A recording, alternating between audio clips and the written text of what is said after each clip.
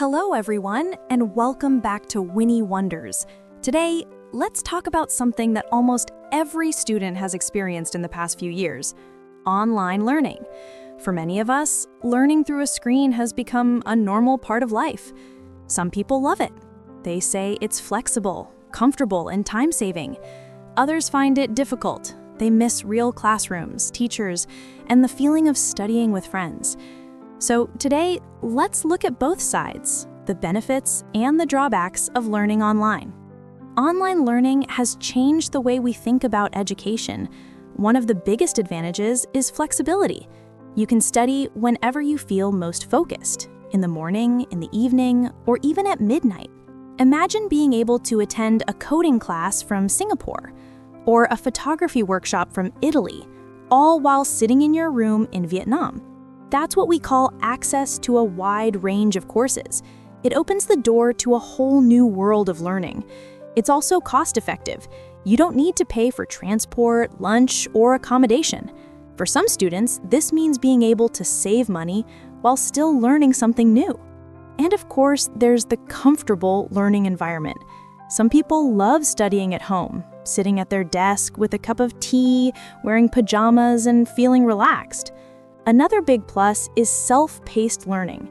If a lesson is too fast, you can pause the video, rewind it, or review it as many times as you like.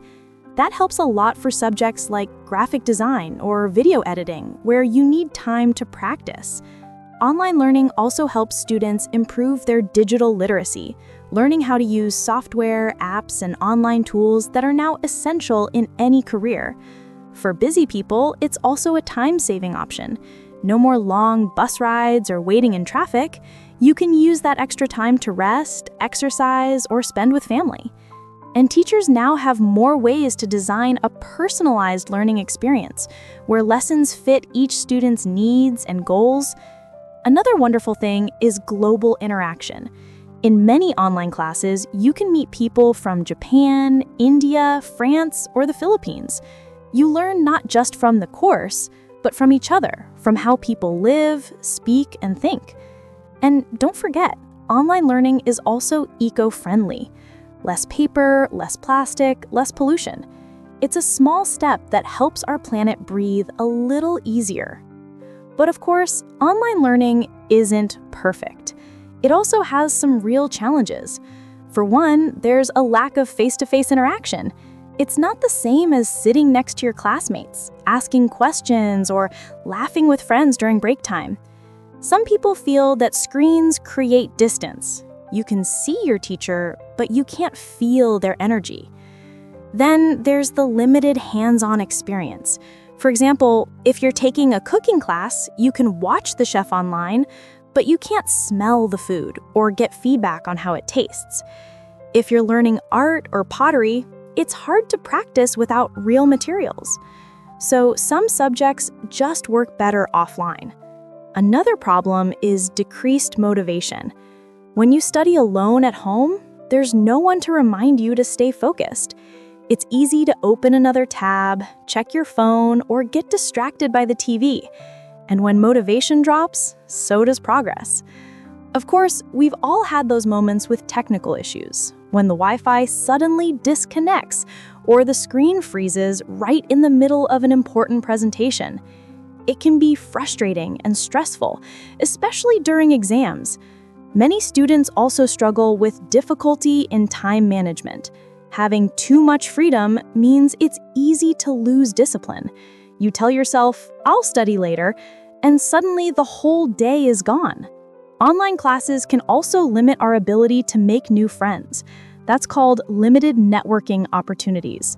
In a real classroom, you meet people, chat during breaks, or work together on projects. Online, it's just harder to build those real connections. And then there's increased screen time. Spending hours in front of a laptop can make your eyes tired and your back sore.